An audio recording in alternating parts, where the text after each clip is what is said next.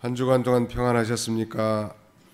오늘 새벽에는 에스라의 신앙개혁, 에스라 10장 1절로 17절 에스라의 신앙개혁 이런 말씀을 하나님 말씀을 재상고하고자 합니다. 에스라 하면 개혁의 인물이고 그는 이 포로민 2세로서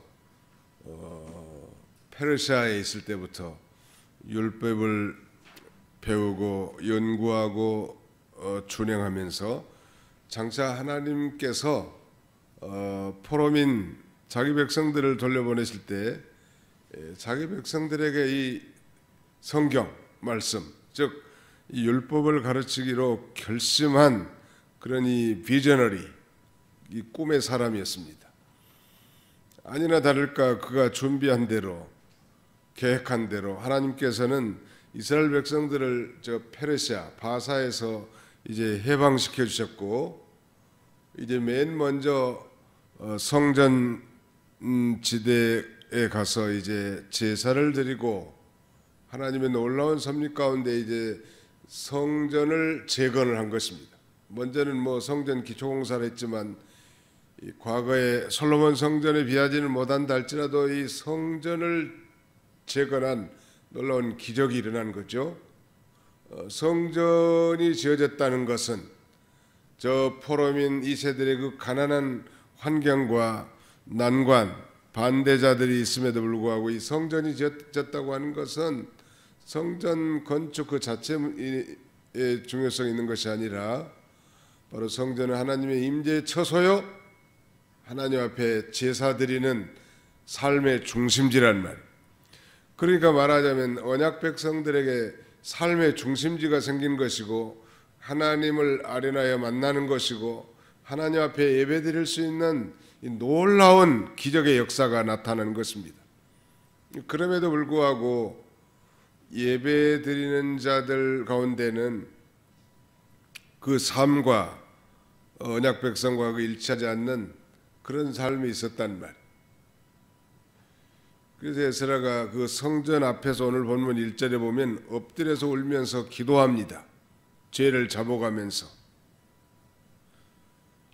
왜 그랬는가 하면 그 언약 백성들로 하여금 이방인들과 결혼하지 말도록 율법에 명시한 것을 이 언약 백성들이 여기고 아마 그간 이방 여자들을 취한 외 심지어는 이방 여자들을 맞이해서 자녀들까지 생산하게 된 것입니다. 이건 하나님의 말씀을 정면 위배한 것이죠.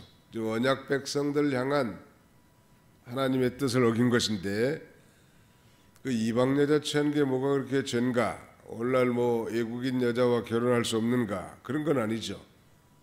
뭐 혈통이라든지 민족이라든지 그런 차원이 아니고 오늘날로 말하면 믿는 자가 믿지 않는 자와 결혼하는 것, 그것도 신약시대에 금하는 사항이. 너희는 믿지 않는 자와 멍해를 같이 하지 말라 하지 않았습니까? 믿지 않는 자와 멍해를 같이 하는 것은 곧 그들의 언약 백성으로서의 거룩성을 훼손한 일이기 때문입니다. 그래서 이제 성전을 짓고 제사 드리고 제물을 하나님 앞에 드리는 것으로 만족하지 않고 이제 에스라를 중심으로 소위 신앙 개혁에 박차를 가합니다. 그 구체적인 내용은 이제 이방 여인들을 맞이한 사람들로 하여금 그 이방 여인들을 내보내라는 거예요. 심지어는 그 자녀들까지. 좀 잔인한 조치이긴 하지만 그것이 하나님의 뜻이기 때문에 그래서 그걸 조사하고 결국 내보내고 회개함으로써 이 언약 백성들의 이 거룩함을 회복시키는 내용이 오늘 본문에 기록되어 있습니다. 1절로 6절까지 내용은 에스라가 이방 아내들을 보낼 걸 지금 명령하고요.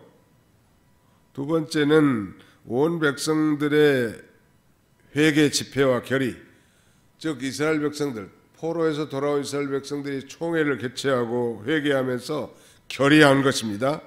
그리고 세 번째 이제 우리가 읽지 않았습니다만 18절로 44절까지 내용은 이제 이방인 가족들, 그 이방인 여인과 거기서 태어난 소생을 내보낸 내용, 그 명단과 내보낸 내용이 18절로 44절까지 기록되어 있습니다. 그러니까 오늘 이 에스라의 신앙 개혁의 핵심은 이방 여인들을 다 쫓아내보내라는 거예요. 이방 여인들 뭐 피부색이 다르고 눈알색이 다르고 머리카락 색이 다른 사람과 결혼하지 말라는 그런 내용이 아니고, 언약 백성들은 언약 백성들과만 결혼하게 돼 있단 말.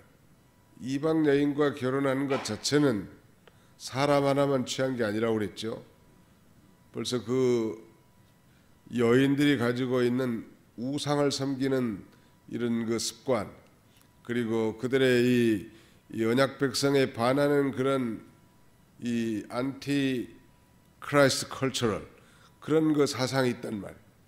그러니까 이 반기독 문화, 오늘날로 말하면 그게 뭐 결혼해서 내가 전도해서 같이 예수 잘 믿으면 되지, 굉장히 쉬운 말이고 그럴듯하지만 그게 내 인생 내 마음대로 되지 않는 거예요. 교회는 따라올 수 있지만 그가 정말 택한 백성이 아닌데 회개하고 거듭난 역사가 있겠냐는 말이에요. 예수 믿는 흉내는 낼 수 있지만 그러나 정말 이 중생에서 하나님을 아버지로 섬기고 그 삶의 중심이 하나님을 모시고 하나님께 영광을 돌리는 게 그의 삶의 목적이겠냐는 말. 그건 우리의 소관이 아니고 하나님의 소관이에요. 구원은 하나님의 소관입니다. God saves sinners. 하나님이 죄인들을 구원하는 것이지 인간들이 전도해서 구원하는 거 아닙니다. 우리는 그저 소개해서 교회로 인도할 뿐이지, 그를 정말 효과적인 부르심이 나타날 수 있도록 거듭나게 하시는 것은 성령님께서 하시는 일인데 내 마음대로 되는 거 아니에요. 그런 면에서 신약시대 성도들도 적어도 안 믿는 우리 자녀손들이 말이죠, 안 믿는 처녀 총각을 데리고 온다면 냉정하게 뭐 끌어버린 건 능사는 아니에요. 아무튼 그로 하여금 믿도록 가르치고 적어도 세례를 받게 해서라도 이렇게 결혼을 시키는 것이 이 기본이죠. 그것도 안 한다면 그건 진정으로 내 아들과 내 딸을 사랑하지 않는 거예요. 정말 자기가 사랑하는 이성이라면 뭔들 못하겠습니까? 하늘의 별도 따다줄 수 있겠죠. 그거 아주 기본적인 테스트 같아요. 내가 정말 내 딸을 사랑한다면 예수를 믿겠느냐? 예, 믿겠습니다. 그래서 지켜보고 한 1년간 적어도 세례를 받게 하고 신앙생활을 잘할 수 있어야 자기 딸도 행복하고 자기 아들도 행복할 거 아니겠습니까? 그런 원리가 마찬가지. 구약시대에는 특별히 신정국가 언약 백성들에게는 이 명령을 지키는 거예요. 오늘 신약시대는 믿는 것이 중요하지만 구약시대는 그 지키는 것이 생명이라는 거예요. 그래서 지금 에스라가 성전 앞에 무릎을 꿇고 회개하면서 죄를 잡아가면서 간절히 기도하고 있는 거예요. 그때 돕는 사람이 나타납니다. 2절, 엘람 자손 중 여이엘의 아들 스가냐가 에스라에게 이르되 우리가 우리 하나님께 범죄하여 이 땅 이방 여자를 맞이하여 아내로 삼았으나 이스라엘에게 아직도 소망이 있나니 곧 내 주의 기원을 따르며 우리 하나님의 명령을 떨며 준행하는 자의 가르침을 따라 이 모든 아내와 그들의 소생을 다 내보내기로 우리 하나님과 언약을 세우고 율법대로 행할 것이라. 이는 당신이 주장할 일이니 일어나소서, 우리가 도리니 힘써 행하소서 하니라. 믿음으로 하나님 앞에 기도하고 하나님의 일을 행하고자 하면 그 사람을 돕는 사람이 생기게 되는 겁니다. 하나님의 일이 뭐 혼자 하는 거 아니죠. 온 백성들의 마음을 감동시켜서 정말 내 인생에 가장 가치 있는 일이라고 판단될 때 하나님의 백성들은 물질과 마음과 몸을 아끼지 아니하고 희생하게 되는 것입니다. 즉 은혜를 받아야 하는 거지 뭐 강제로 하라고 해야 된다고 해서 되는 게 아니에요. 정말로 이 지도자가 하나님 앞에 무릎 꿇고 회개하고 정말 이스라엘 백성들의 죄를 자기가 죄를 지은 것처럼 동질감을 가지고 탄식할 때 하나님은 그 중심을 보시고 이런 스가냐와 같은 훌륭한 신앙의 인물을 붙여주고 소위 그 놀라운 정말 어려운 이 개혁 운동을 가속시키는 것입니다. 그게 하나님이 하시는 일이죠. 교회가 부흥하려면 그렇게 하나님께서 지도자부터 다 엎드리게 하고 돕는 세력을 보내주시고 그 일이 성취되게 하시는 것입니다. 그래서 이제 에스라가 다시 용기를 얻어서 일어나서 제사장들과 레위 사람들과 온 이스라엘에게 이 말대로 행하기를 맹세하게 하고 우리도 맹세하면서 이제 일어납니다. 그리고 이제 선언합니다. 7절 같이 한번 읽어봅시다. 7절 시작. 유다와 예루살렘에 사로잡혔던 자들의 자손들에게 공포하기를 너희는 예루살렘으로 모이라. 소위 이스라엘 총회로 모여 결의를 합니다. 이제 그 결의한 내용이 바로 이방 여자를 내보내자는 거예요. 그 심지어는 그 자녀를 낳았으면 자녀까지 내보내자는 것인데요. 그리고 이제 마지막 18절 이하는 이방인 가족들을 내보내는 것입니다. 오늘 말씀의 요점은 개혁이 우리의 삶, 개인이나 가정이나 이 교회의 이방적인 요소들, 우상 섬기는 요소들, 하나님을 섬기는 데 거스리는 그런 요소들, 아니면 그것이 우리의 이 나쁜 기질이나 습관이라 할지라도 그걸 고쳐나가는 게 개혁입니다. 우리 장로교를 개혁주의라고 하는 것은 끊임없이 고쳐나가는, 기준은 하나님의 말씀이죠. 아무리 과거에는 좋은 전통이었고 지금까지 내려왔다 할지라도 그것이 현재 하나님을 섬기는 일에 걸림돌이 된다면 과감하게 옷을 벗어버리고 새 옷을 입으란 말. 옛날 것이 무조건 좋다, 온고의 지신이라고 하나요? 옛날 좋은 전통을 우리가 끝까지 계승해 나가는 거 좋지요. 그러나 이스라엘 백성들 가운데 그 바리새인들처럼 말이죠, 장로들의 그 전통만 붙들고 예수님을 영접하지 않는 이런 우를 범해서는 결코 안 되겠죠.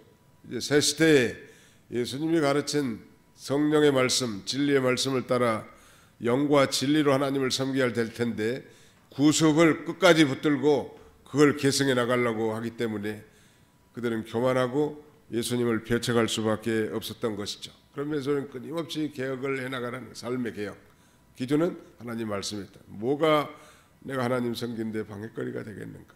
내 기질과 습관 가운데 뭘 고쳐야 되겠는가? 회개라는 게 뉘우치고 고친다는 거 아니요? 뉘우치기만 해서는 그건 진정한 개혁이 될 수 없지요. 정말 뉘우쳤다면 고쳐나가는 거예요. 하나씩 하나씩. 누구나 완벽한 사람은 아무도 없고 하나님 앞에 갈 때까지 끊임없이 일일 세신, 날마다 새롭게 나가는, 날로 새로 나가는 하나님의 사람. 이를 위해서 우리 힘만으로 불가능하기 때문에 하나님 앞에 기도하고 하나님의 도우심을 힘입고 또 이렇게 나가려고 하면 돕는 사람들이 생기고 그 일이 성취되게 하시는 것입니다. 에스라의 신앙 개혁처럼 우리의 삶 가운데서도 이렇게 개혁주의적 삶을 통하여 우리 하나님을 기쁘시게 하는 그런 저와 여러분들이 다 되시기를 주님의 이름으로 축원합니다. 거룩하신 하나님 감사합니다. 한 주간 동안도 주의 은혜의 날개 아래 품어주셨다가 오늘 거룩한 주의 존전에 나오고 또 인터넷을 통하여 함께 새벽 예배 참여하게 하신 걸 참으로 감사합니다. 자비로우신 우리 아버지 하나님께서 오늘도 주 앞에 나와 머리 숙인 모든 심령들이 진정으로 잡아가고 회개하는 심령들마다 2000년 전에 십자가에 달리신 예수 그리스도의 피의 공로가 적용되어 사죄의 은총과 구원의 감격을 회복해 하시고 오늘도 아버지 하나님 정말 이 사죄의 기쁨과 자유와 은총으로 우리 하나님을 영과 진리로 섬기되 마음과 정성과 뜻과 힘과 물질을 통하여 온전히 하나님 앞에 참 예배를 드릴 수 있는 복된 성일이 되도록 우리 하나님 아버지 은총 베풀어 주시기를 간절히 바라옵고 원합니다. 자비로우신 우리 아버지 하나님께서 오늘도 온건 각처에 사랑하는 우리 모든 성도들 이날을 기억하여 거룩히 지킬 수 있게 하시고 또 이 작은 무리지만 현장 예배와 또 아버지 하나님 이 온라인 유튜브를 통하여 우리 하나님 앞에 신령과 진정으로 예배드리도록 우리 하나님 은총 베풀어 주시고 또 1부, 2부 예배를 우리가 드리겠사오니 많은 성도들이 1부 예배에 참여하여 더 많은 식구들이 이 현장에서 하나님 앞에 예배드릴 수 있도록 우리 하나님이 도와주시기를 원합니다. 여러 기관들이 있지만 이렇게 아버지 하나님 어려운 가운데 우리의 직무를 잘 감당할 수 없는 환경에 있사오니 속히 이 코로나19가 아버지 사라지게 해주시고 우리 택한 백성들이 다 회개하게 해주시고 정말 하나님이 내 삶의 중심으로 다시 돌아오고 우리의 삶의 목적이 하나님께 영광과 하나님 제일주의로 살아갈 수 있도록 우리 하나님 아버지 인도하여 주시기를 간절히 바라옵고 원합니다. 자비로우신 우리 아버지 하나님 앞에 오늘도 모든 걸 맡기옵고 감사드리오며 우리를 죄에서 구속하신 예수님의 이름으로 기도하옵나이다. 아멘. 하늘에